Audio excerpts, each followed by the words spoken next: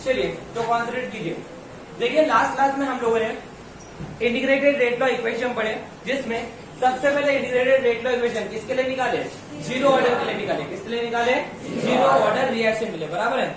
आज हम लोग इंटीग्रेटेड रेट लॉ इक्वेशन निकालने वाले किसके लिए? फर्स्ट ऑर्डर रिएक्शन के लिए। किसके निकालने वाले guys? First order reaction. Guys अगर आपको याद होगा तो जीरो ऑर्डर रिएक्शन किसे कहते हैं, मैंने आपको बताया था कि जीरो ऑर्डर रिएक्शन जहां पे जो हमारा रेट होता है ये कॉन्सेंट्रेशन ऑफ रिएक्टेंट के ऊपर डिपेंड नहीं करता है। जीरो ऑर्डर रिएक्शन में जो रेट ऑफ रिएक्शन होता है, जो रेट होता है मेरा, कभी भी कॉन्सेंट्रेशन ऑफ रिएक्टेंट के ऊपर डिपेंड नहीं करता है। क्यों नहीं करता? उसकी वजह आपको बता कि वो ऑर्डर क्या है? जीरो। तुम यहाँ पे वैल्यू कुछ भी बदलो, 2 रखो, 3 रखो, 5 रखो, 10 रखो, लेकिन आंसर कितना आएगा?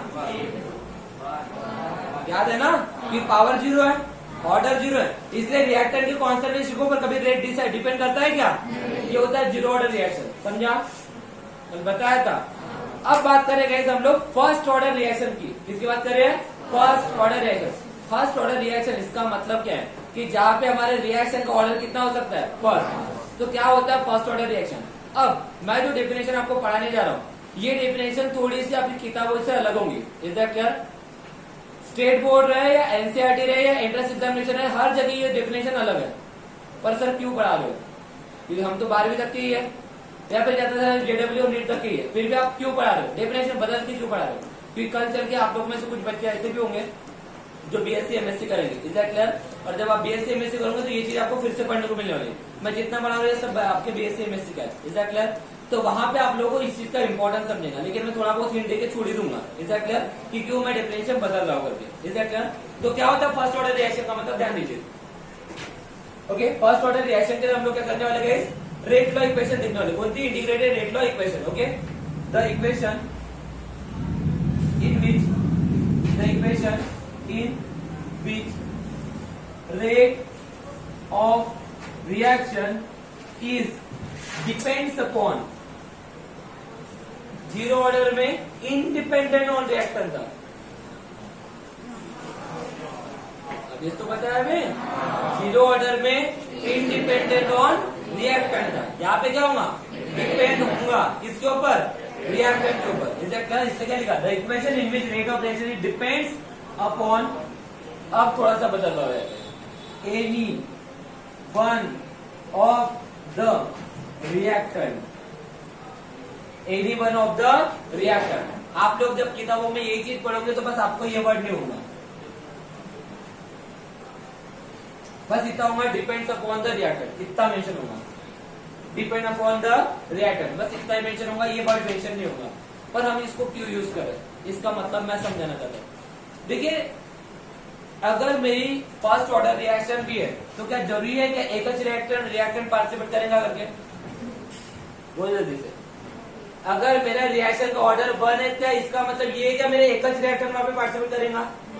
क्यों? जरूरी नहीं है। मतलब ऐसा नहीं हो सकता 2 रिएक्टेंट पार्टिसिपेट करें, ऐसा नहीं हो सकता 3 रिएक्टेंट पार्टिसिपेट करें। मेरे रिएक्टेंट कितने भी पार्टिसिपेट कर सकते हैं। चलो मान के चलते मैं 2 रिएक्टेंट पार्टिसिपेट कराता हूँ। कितने रिएक्टेंट पार्टिसिपेट कराता हूँ? 2। मेरे पास एक ए है, मेरे पास एक बी है, इट गिव्स, क्या सब प्रोडक्ट मिल रहा है।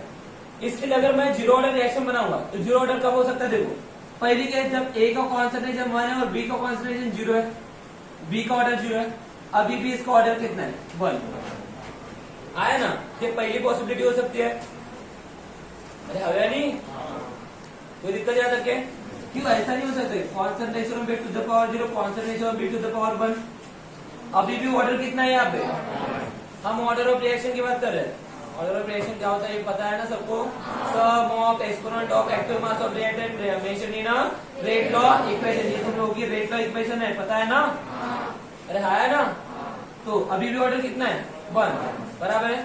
और गाइस एक ही रिएक्टेंट के ऊपर डिपेंड कर रहा है, लेकिन मैंने मेंशन क्या किया?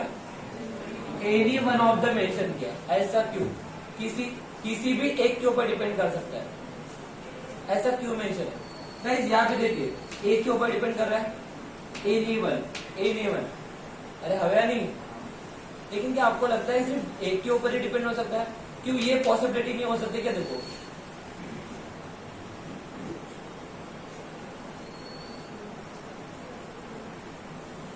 इज इट पॉसिबल और नॉट? ऑर्डर कितना है चेक करो तो अभी तुमच्या आजीची टांग म्हणजे ना आता हाफ म्हणला तर ऑर्डर कितना है रिएक्शन का? रिएक्शन का ऑर्डर कितना है? हाफ किसने बोला था फिर? ऐसे कैसे हाफ कैलकुलेट कर लिए थे? ऑर्डर ऑफ रिएक्शन का मतलब क्या होता है? Sum of exponent of active mass of reactor mention in rate law equation. तो यहाँ पे भी 1/2 यहाँ पे 1/2 इन दोनों का सम नहीं करूंगा क्या? बराबर है ना। पहले रेट लॉ इक्वेशन क्या होती है ये तो पहले पता होना चाहिए।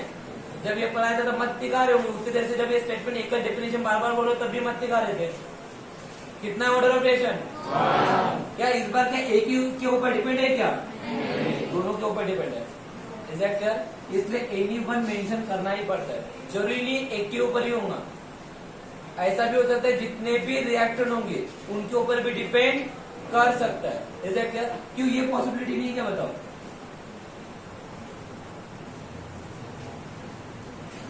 ऑर्डर कितना है? अभी भी ऑर्डर बना है। अरे हमें नहीं समझा क्या? लेकिन गाइस आपके किताबों में सिर्फ यहाँ पे ऐसा लिखा होता है, depend upon the reactant. Reactant भी नहीं बोला है, क्या बोला है? रिएक्टेंट मतलब एक ही चीज। क्या आपको लग रहा है एक ही चीज के ऊपर डिपेंड हो रहा है? अरे हो रहा है क्या? क्यों दो नहीं हो सकते क्या? दो क्यों नहीं हो सकते क्या?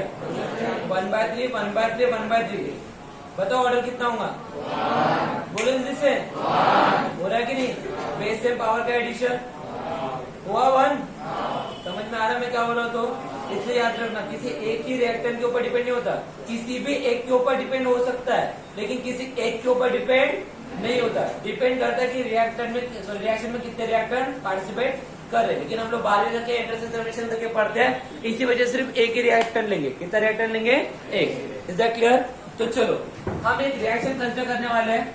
जिस रिएक्शन के बेसिस के ऊपर हम लोग क्या निकालेंगे? इंटीग्रेटेड रेट लॉ इक्वेशन निकालेंगे। क्या निकालेंगे? Integrated rate law equation. Condition समझी क्या सबको? यहाँ पे लिख देता हूँ मैं any one of the is that clear? चलो कॉन्सेंट्रेट कीजिए यहाँ पे। फर्स्ट ऑर्डर रिएक्शन है लेकिन हम लोग रिएक्टर एक ही लेंगे। किताबों में एक है, एंट्रेंस एग्जामिनेशन तक के भी एक है। Is that clear? लेकिन एक से ज्यादा हो सकते हैं। Is that clear? लेकिन आपको बाद में पढ़ने बोलेगा। चलो तो रिएक्शन ले लो एक, बोलो ना यार। A induce product. Integrated rate law equation derive करना है। क्या होता है integrated rate law equation? The equation which is obtained by integrating differential rate law equation. अरे होता है क्या? सर तुम्ही एकटेच शिकवता, तुम्ही एकटेच वाचून येता आणि तुम्ही एकटेच सर्व काय करता? आम्ही सर्व नत्तूचे गोळे हो. कोणाचे गोळे हो? नत्तूचे. नाही करून वाचून येत, नाही काय करून येत. क्या होता है integrated rate law equation? Integrating differential rate law equation. मुझे डिफरेंशियल रेट लॉ इक्वेशन लेना पड़ेगा। कौन सी होती है? इंस्टेंटेनियस रेट ऑफ इक्वेशन होती है, तो ले लूं। तो therefore instantaneous by instantaneous rate law equation क्या होती है? बोलो। ROR is equal to minus d/dt concentration of A। अब रेट लॉ इक्वेशन भी ले लूंगा, इसको देता हूँ इक्वेशन नंबर 1। बेटा एक भी बच्चा ध्यान मत हटाना। Is that clear? यहाँ पे देखते जाओ कितने इक्वेशन बनने वाले। Is that clear? और जितने भी इक्वेशन बनाऊंगा फाइनली वो सारे के सारे आपके फॉर्मूले होंगे न्यूमेरिकल सॉल्व करने के। Is that clear? पूरे कॉन्सेंट्रेशन से वीडियो को देखना, लेक्चर को देखना। तुम वीडियो को, तुम लेक्चर को, ठीक है? चलो ये तो हो गया इंस्टेंटेनियस रेट ऑफ रिएक्शन। अब रेट लॉ इक्वेशन भी लेते हैं। Bye also by rate law equation. क्या होता है रेट लॉ इक्वेशन? पता है सबको? बोलो। ROR is equal to concentration of A to the power q. First order reaction है, समझा क्या? जब भी हमने 0 लिए थे, अभी क्या लिया हमने? 1। क्यों 1 लिया, समझा? Because it is the first order reaction, ये बुद्धि रिएक्शन है, फर्स्ट ऑर्डर रिएक्शन है। क्लियर है कि इतना? ये छोटा सा डिफरेंस है दोनों में। क्लियर है? जिसको ये समझेगा उसको पहला वाला भी समझ जाएगा। डिवाइस तो वैसे भी करा किया हो, लेकिन फिर भी इसको तो इक्वेशन नंबर 6। अब वही काम जो वहां पे कर रहे थे वही यहाँ पे करेंगे। लेफ्ट हैंड साइड क्या दिख रही है? तो राइट हैंड साइड भी क्या हो जाएगी? Equal from equation number first and second. बोलो क्या हो जाएगा? Minus d by d t of concentration of A is equal to k into concentration of A. बेटा इस ए को और इस ए को कैंसिल मत कर देना। क्या बोला, समझा? इस एक और इस एक को कैंसिल मत कर देना। ये फंक्शन के अंदर घुसा हुआ है, डिफरेंशियल फंक्शन के अंदर है, ये बाहर नहीं है। क्या बोला, समझा क्या? नहीं तो पकड़ लूंगी, इसको कैंसिल कर दूंगी, सत्यानाश कर दूंगी। क्या बोल रहा, समझ में आ रहा है क्या? क्लियर है सबको? चलो, या तो कोई दिक्कत है तो अब क्या कर सकते हैं? या तो कोई दिक्कत है नहीं ना? पक्का? चलो अब क्या कर सकते हैं, वही करेंगे। इस माइनस को इधर शिफ्ट कर दूं। मुझे बताओ ये दोनों अलग अलग टर्म है या सेम टर्म है? ये दोनों अलग अलग टर्म है या सेम टर्म है? अलग अलग है, लेकिन ये भूलिएगा मत, ये फंक्शन के अंदर है। एग्जैक्टली ये क्या के अंदर है? फंक्शन के अंदर। ये डिफरेंट है, ये के अलग है, कॉन्सेंट्रेशन भी अलग है। तो मैं यहाँ पे अरेंजमेंट देख रहा हूँ, यहाँ अरेंजमेंट कर रहा हूँ, ठीक है? मैं इसको ऐसा ले सकता, बताइए, ध्यान दीजिए सभी लोग। ओके, ध्यान है सबका? कंफर्म? माइनस को उधर शिफ्ट कर रहा हूं। ये D of A, okay, D of A, ये ए को इधर ला रहा हूं। Concentration of A is that clear? Is equal to, ये माइनस उधर गया, माइनस ये के पहले से था और ये डी टी उधर गया। कोई दिक्कत याद रखे? इसको अभी भी कैंसिल नहीं कर सकता। क्यों? ये अलग टर्म नहीं है, ये डिफरेंशियल टर्म के अंदर है, मतलब फंक्शन के अंदर है, भूलिएगा मत। इतना समझा क्या? चलो, क्या मैं इसको ऐसा लिख सकता हूँ? बेटा थोड़ा सा ध्यान दो। क्या मैं इसको ऐसा लिख सकता हूँ? Okay, 1 okay, 1 upon concentration of A into d of A is equal to minus k d t. क्या ऐसा लिख सकता हो क्या? कोई दिक्कत है? पक्का समझा याद रखे? एक एक स्टेप बहुत इंपॉर्टेंट है बेटा। ऐसा क्यों लिखा थोड़ी देर के बाद समझ जाएगा, पर ऐसा लिख सकता है नहीं लिख सकता, बस इतना बताओ। लिख सकता हूँ, बस इतना कर ले तो बेटा आपका मेन काम हो गया। यहाँ से आपका मेन काम चलूंगा, दैट इज व्हाट। यहाँ से बेसिक काम हो गया याद रखे, यहाँ से अपना मेन काम चलूंगा। अब हम लोग क्या करेंगे? क्या करेंगे? वही तो कर रहे हैं। क्या होता है integrated rate by equation? The equation which is obtained by integrating differential rate by equation। इसको अब हम लोग क्या करने वाले? इंटीग्रेट तो करेंगे। इंटीग्रेट, चलो, इंटीग्रेटिंग बोथ साइड्स, ठीक है? दोनों साइड में इंटीग्रेट, लेकिन बात वही है, क्या लगाएंगे? लिमिट। भाई लिमिट लगेंगे ना? इनिशियल कुछ तो भी था, फाइनल जिस टाइम पे निकाले उसका कुछ तो भी होगा। तो चलो वही condition, at t is equal to 0 पे कॉन्सेंट्रेशन ऑफ ए कितना होगा? Concentration of A at time 0। अरे होगा क्या? At t is equal to t, concentration of A कितना होगा?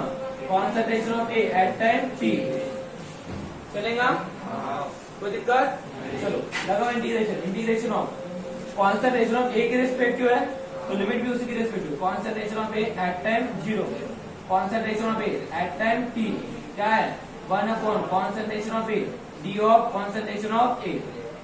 क्लियर? इतना is equal to minus k बाहर निकला, कोई दिक्कत? क्यों? कॉन्सेंट्रेशन बाहर निकाल सकते हैं। इंटीग्रेशन ऑफ टी के रिस्पेक्टिव है, क्या आएगा? 0 से t, ओके, क्या आया? dt। या तो कोई दिक्कत? अरे बोलो नहीं यार, सिर्फ मैंने वहां पे इंटीग्रेशन अप्लाई किया और कुछ भी नहीं किया। यहाँ तक कोई दिक्कत है क्या? पक्का? Just a minute. चलो, यहाँ तक अगर कोई दिक्कत नहीं होगा तो अब हमारा मेन काम है इंटीग्रेशन का। और इंटीग्रेशन के लिए इंपॉर्टेंट क्या होता है? फॉर्मूले। ओके, तो अब फिर से एक साइड का फॉर्मूला आपको दिख रहा है। इंटीग्रेशन ऑफ dt सबको पता है, अभी पढ़ाया था, लेकिन इस साइड में कुछ अलग दिख रहा है। तो अब आपको थोड़ा सा एक चीज और याद करना पड़ेगा। गाइस, वही बात, इंटीग्रेशन कहाँ से आता है? डेरिवेटिव से। कल ही बताया था, डेरिवेटिव का क्वेश्चन इंटीग्रेशन का आंसर होता है। अरे हाँ है ना, और डेरिवेटिव का आंसर इंटीग्रेशन का क्वेश्चन आता है। तो एक काम करते हैं, डेरिवेटिव का फॉर्मूला यूज कर लेते हैं। मुझे बताओ कितने लोगों को पता है D dx of log of x क्या होता है? D dx of log of x क्या होता है? 1/x होता है। अरे होता है ना, derivative of log of x 1/x। फॉर्म्युले पाठांतर करा नाही तर तुमचं काही नाही वाचा, समझला? मास्टर काय नाही करू शकायचं मग। तो क्या मैं इस डेरिवेटिव को इधर शिफ्ट कर सकता हूँ? क्या बन जाएगा? अरे बोलो ना, इंटीग्रेशन बन जाएगा। और इंटीग्रेशन करो तो फंक्शन तो कुछ ना कुछ रहेगा, तो क्या आएगा फंक्शन? तो इंटीग्रेशन ऑफ 1/n डेज क्या होता है? क्या होता है? समझा फॉर्मूला? अरे हवा नहीं समझा? इंटीग्रेशन के पूरे फॉर्मूले डेरिवेटिव से बनने वाले, डोंट वरी सर पढ़ा देंगे, टेंशन मत लो। फिलहाल तो फॉर्मूला याद रख के सकते हो, कहाँ से आए ये समझा दिया मैंने। तो क्या होता है integration of 1/x days? log of x, लेकिन ये मैथमेटिक्स में होता है।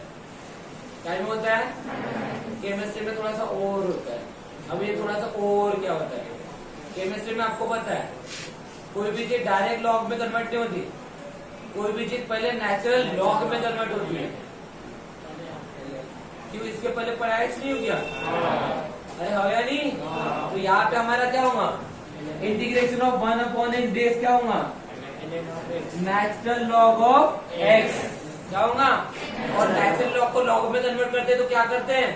2.303 लॉग टू द बेस 10। याद है क्या? कभी तो भी पढ़े थे क्या? थर्मोडायनामिक्स में कभी यूज किए कि नहीं किए ना?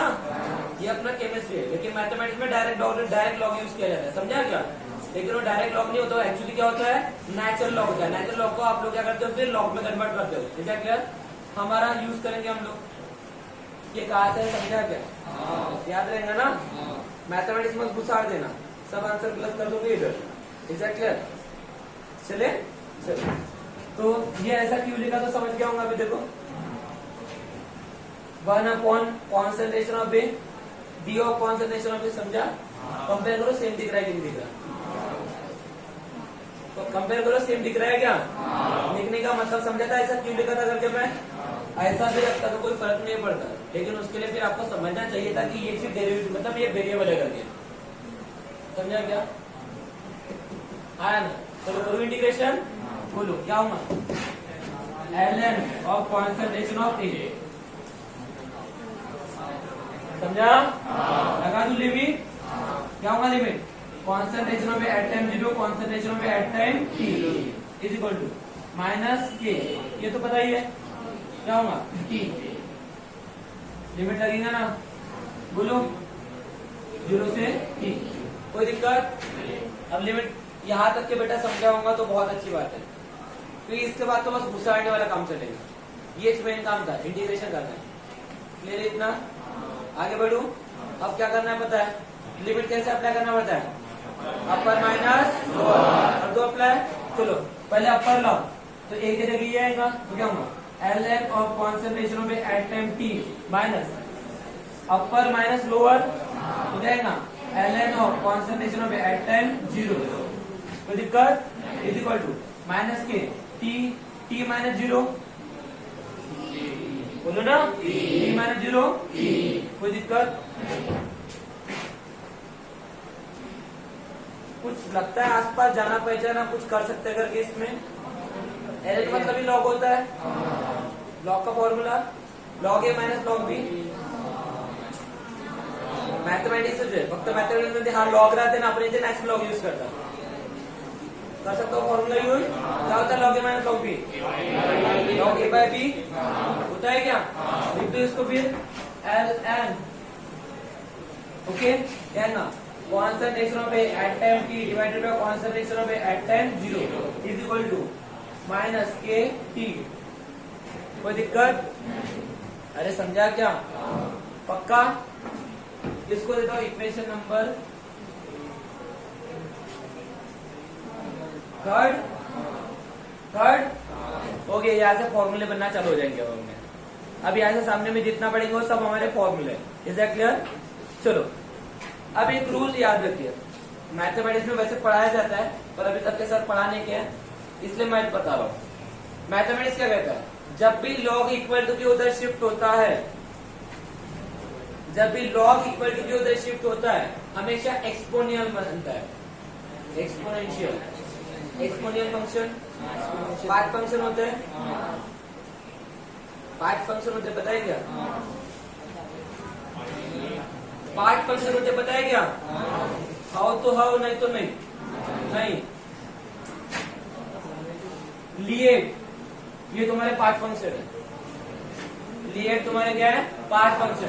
एल का मतलब होता है लॉग, लॉग एक फंक्शन है। आई का मतलब होता है, आई का मतलब क्या होता है? Inverse trigonometric function, inverse trigonometric function. A का मतलब होता है अलजेब्रिक, टी का मतलब होता है ट्रिग्नोमेट्रिक, और ई का मतलब एक्सपोनेंशियल। ए का मतलब एक्सपोनेंशियल। आता मतलब शिकला नाही ना? शिकला का? लिएट नाम सुने कि नहीं सुने? नहीं सुने होंगे तो बस कुछ ही दिनों में सुनने वाले, जब मैथमेटिक्स में आपको इंटीग्रेशन पढ़ने को मिलेगा। Is that clear? इंटीग्रेशन का वेट करो, जिस दिन इंटीग्रेशन चालू होगा उस दिन से बस एक काम करना, इंटीग्रेशन चालू होने के पहले 3 दिन पहले डेरिवेटिव पूरा पढ़ लेना, पूरा डेरिवेटिव एक एक चीज, तब जाके आपको इंटीग्रेशन समझना चालू होगा और पूरा खेल इंटीग्रेशन खेलेगा। इंटीग्रेशन डेरिवेटिव समझा तो इंटीग्रेशन समझेगा, इंटीग्रेशन समझा तो सब सामने में समझेगा, नहीं तो पूरा मैथमेटिक्स जीरो है आपका। और आप जानते हो कि आपको मैथमेटिक्स रामटे के सर पढ़ाते हैं। चलो रिटर्न आ जाओ, कहा थे? क्या रूल बताया कि जब भी लॉग इक्वल टू उधर शिफ्ट होता है क्या बनता है? एक्सपोनेंशियल। क्या बनता है? तो बोलो ना भाई, एक्सपोनेंशियल। अब वो मैथमेटिक्स बोलता है, ये क्या बोलेगा? जब भी नेचुरल लॉग उधर शिफ्ट होगा तो क्या बनेगा? एक्सपोनेंशियल।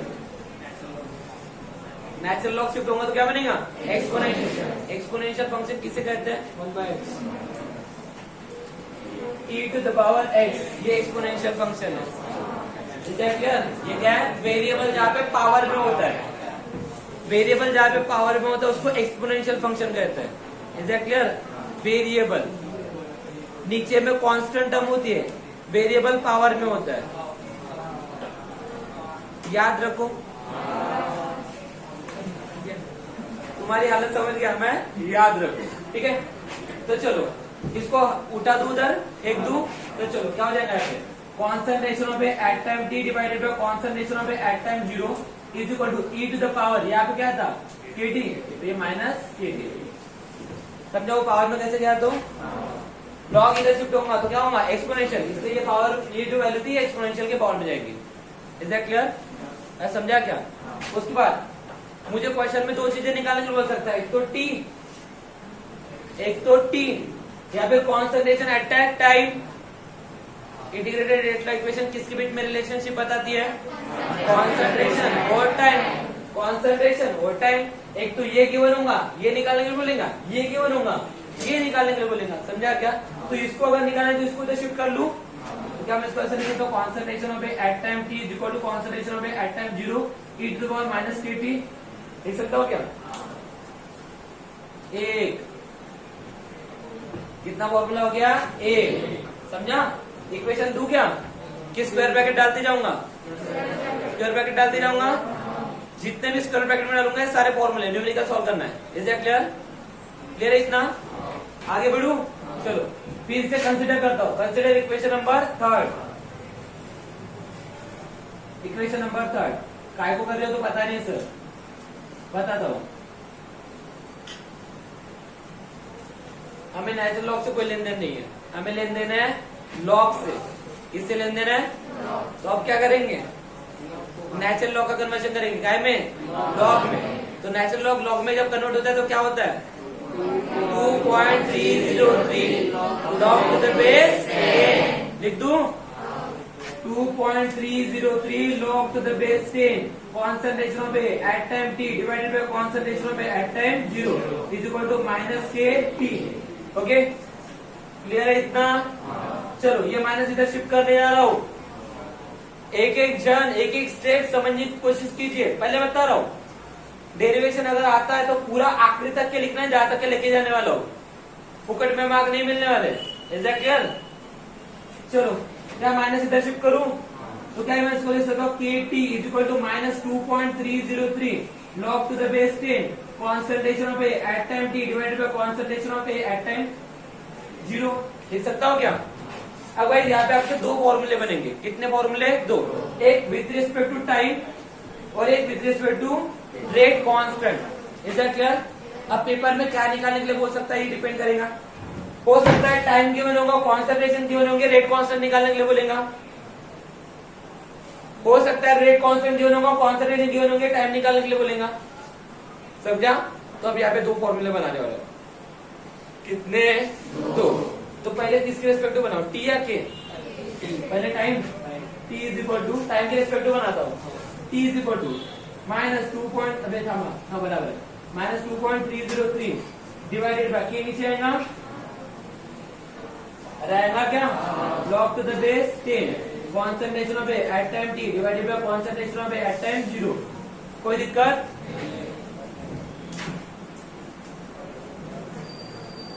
दूसरा, ठीक है, ये दिख रहा है क्या? अरे दिख रहा है क्या? ठीक है, उसी को, उसको इक्वेशन नंबर दे दूं, इक्वेशन नंबर 4, क्योंकि उसको उठाने वाला हो ना अभी। कंसीडर इक्वेशन नंबर 4, क्यों करो समझा? क्योंकि एक बार टी के लिए निकाला, अब किसके लिए निकालो? के लिए। बोलो क्या बनेगा? K is equal to minus 2.303 divided by t log to the base 10 concentration of A at time t divided by concentration of A at time 0। कितने फॉर्मूले हो गए? 3। आगे आगे देखो होता है क्या। कितने लोगों को ये फॉर्मूला पता है? अगर लॉग के अंदर के टर्म को इंटरचेंज करता तो साइन चेंज होता है सामने का। Log of A by B is equal to minus log of B by A होता है करके। ये पता है क्या फॉर्मूला? नहीं समझा? इस फॉर्मूले और लास्ट फॉर्मूले में दोनों में देखो सामने में माइनस है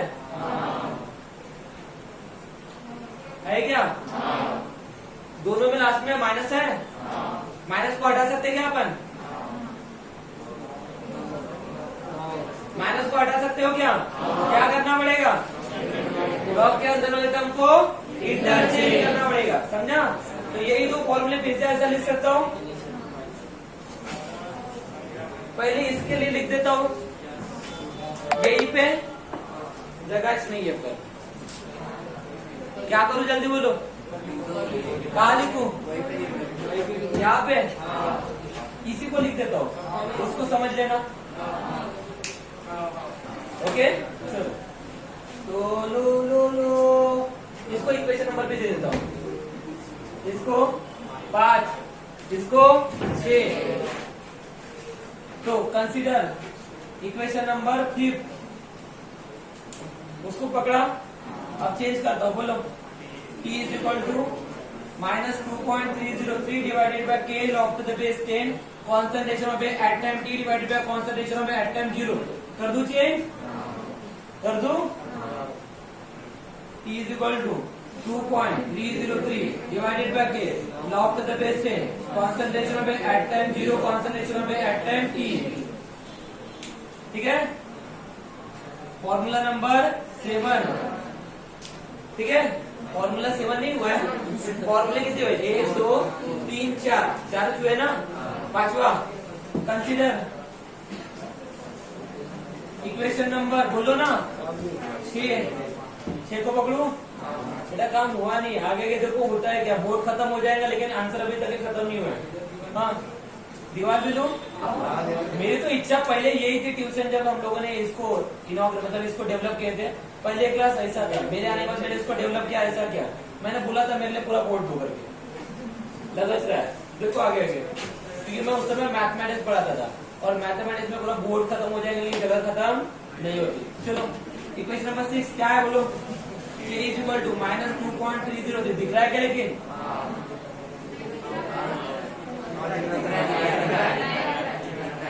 divided by t log to the base 10. मैं दिखूं ना दिखूं, बोर्ड दिखना चाहिए. Concentration of atom 0. कर दूं? कर दे पते? बोलो. K is equal to 2.303 divided by T. Log to the base 10. Concentration of A atom 0 divided by concentration of A atom T. Equation number 8. 8 है ना? आंसर खत्म नहीं हुआ. हाँ, आंसर खत्म हो गया. लेकिन खुश मत हो जाओ क्योंकि हमारा लेक्चर खत्म नहीं हुआ. ये तो था, क्या था? Integrated regular equation for first order reaction. Is that clear? कितने फॉर्मूले हुए?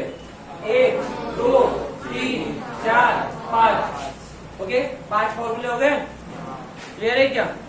कोई दिक्कत? समझ में आ गया सबको? अब फर्स्ट ऑर्डर रिएक्शन की हाफ लाइफ पीरियड भी तो निकालने के लिए बोल सकता है. जीरो ऑर्डर रिएक्शन की हाफ लाइफ निकाले थे. अब किसकी हाफ लाइफ निकालना है? फर्स्ट ऑर्डर रिएक्शन की हाफ लाइफ निकालना है. तो इसकी हाफ लाइफ निकालने के लिए पहले इसको लिखो, फिर हाफ लाइफ का देखते हैं. जल्दी जल्दी लिखो, स्क्रीनशॉट ले लो, कुछ भी करो, लिखो रे गरीबो. चलिए, तो गाइस अब हम लोग फर्स्ट ऑर्डर रिएक्शन के लिए हाफ लाइफ पीरियड निकालेंगे. क्या निकालेंगे? Half life period. Half life period of first order reaction. अब गाइस हाफ लाइफ पीरियड निकालने मतलब टाइम निकाल रहे हैं, तो यहाँ से हम लोग टाइम की इक्वेशन उठाएंगे और ले लेंगे. बताओ यहाँ पे टाइम की इक्वेशन है क्या? बोर्ड पे दे दो भी. ढूंढो क्या है. इक्वेशन नंबर 5 है, तो कंसिडर इक्वेशन नंबर 5. ठीक है, 5वीं डिविजन ले लो बेटा. क्या है बताओ? T is equal to minus 2.303 divided by K log to the base 10 concentration of A at time T divided by concentration of A at time 0. सबका लाइन बोर्ड पे होना चाहिए. अब हाफ लाइफ पीरियड है, तो हाफ लाइफ मतलब आधी life. Half life मतलब आधी लाइफ. आधी लाइफ बराबर है. तो पहले इनिशियल लेते हैं. At T is equal to 0 concentration of A is equal to कितना होगा? Initial concentration. अरे हवे नहीं. उसके बाद at T is equal to T half, आधी लाइफ. तो टाइम आधा हो जाएगा. आया ना? तो कॉन्सेंट्रेशन भी क्या हो जाएगा? आधा. तो क्या हो जाएगा? Concentration of at time T की वैल्यू क्या हो जाएगी? Concentration of at time 0 divided by 2. Initial जितना भी कॉन्सेंट्रेशन होगा आधे लाइफ में उसका आधा कॉन्सेंट्रेशन खत्म हो जाएगा. अरे होया नहीं? क्लियर है इतना? ये कल भी समझा चुका ऑलरेडी. क्लियर है? तो बस हो गया. Put the value. बोलो. टी की जगह क्या आ जाएगा? टी हाफ लाइफ निकाल रहे ना अपन. T half is equal to minus 2.303 divided by K log to the base 10. Concentration of at time T की वैल्यू कितनी है? Concentration of at time 0 divided by 2 whole divided by concentration of at time 0. Okay, concentration of at time 0. Concentration of at sorry बराबर है ना? ये gate cancer. तो ये 2 denominator में आ गया. बताया क्या? क्या हो जाएगा? Minus 2.303 divided by K log to the base 10 1/2. ये 2 डिनोमिनेटर में भूलिए मत. कोई दिक्कत याद रखे? यहाँ पे यार एक काम करना था, इक्वेशन नंबर 7 ले जाना था डायरेक्टली. ये 2 ऊपर में आ गया रहता, ये माइनस हटी गया था. करूँ क्या वैसे? कहा करा चाहे फक्त कंसिडर इक्वेशन नंबर 7 ले लू. 7 ले लू, ये हट जाएगा. यहाँ पे 0, यहाँ पे T, यहाँ पे चलो यहाँ पे क्या आ जाएगा? बोलो. इनिशियल कॉन्सेंट्रेशन जैसे कि वैसे डिवाइडेड बाय इसकी वैल्यू कितनी है? Initial concentration divided by 2. ये गेट कैंसिल, 2 जाएगा ऊपर. यहाँ तक क्या आया? समझा क्या? ये माइनस हट गया. क्लियर है इतना? तुम इसको भी लेते तो भी यहाँ पे चेंज करना ही पड़ता. तुम्हारे पास इतने सारे इक्वेशन ऑलरेडी तुमने निकाल के रखे, तुम कोई भी यूज करो, बट टी वाला यूज करना. हाफ लाइफ निकालना है ना? चलो, अब log to the base 10 2 log 2 की वैल्यू तो ढूंढ ही सकते हो. ढूंढो. 2.303 डिवाइडेड बाय के इंटू 0.341 301 3010. ये पक्का है? ब्लॉक 2 की वैल्यू ढूंढना है। 20 का 0 में 20 का 0 में 0 3 0 1 0 बराबर है 0 पॉइंट कैसे आया समझ गया होगा। करोगे सबसे। अब दोनों का क्या करेंगे? मल्टीप्लीकेशन। तो चलो सब लोग मल्टीप्लीकेशन करो। चलिए तो इसका मल्टीप्लीकेशन कितना आया? देखिए इसका मल्टीप्लीकेशन आता है 6.933 इंटू 10 टू माइनस 1। ये माइनस को हटाने के लिए क्या करेंगे? पॉइंट शिफ्ट करेंगे तो आंसर कितना आएगा? 0.6933 divided by this is what? Half life period. Is it clear? Half life period for first order reaction क्या होता है? T half is equal to 0.6933 divided by K. Is that clear? यही आपके notes में given होगा 0.693 divided by K. क्या फर्क पड़ेगा? कोई फर्क है क्या? अरे आया ना। अब यहाँ पे तुम लोग को डिपेंड कर सकता है, हो सकता है हाफ लाइफ पीरियड गिवन होगा, K निकालने के लिए बोलेगा। रेट कांस्टेंट यहाँ पे रेट कांस्टेंट और फर्स्ट ऑर्डर रिएक्शन गिवन होगा, उसके लिए हाफ लाइफ निकालने के लिए बोलेगा। समझा क्या? बस यही न्यूमेरिकल आएंगे। क्लियर है? फॉर्मूले तो वैसे भी याद करा दूंगा, पहले तो डेरिवेशन समझ लीजिए। चलो लिखो जल्दी से।